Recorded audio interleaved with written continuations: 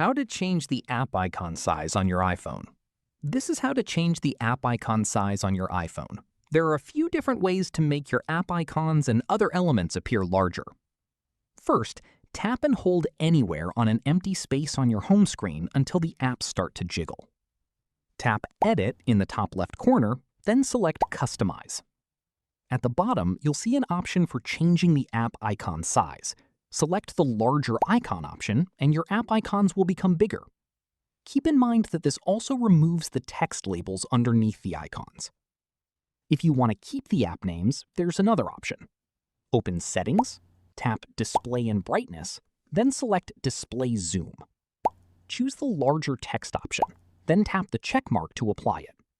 Your iPhone may restart, and the apps and other elements will appear slightly larger. So those are the ways to enlarge app icons, widgets, and text on your iPhone. If this video helped you, please like, share, and subscribe for more helpful iPhone tips and tutorials.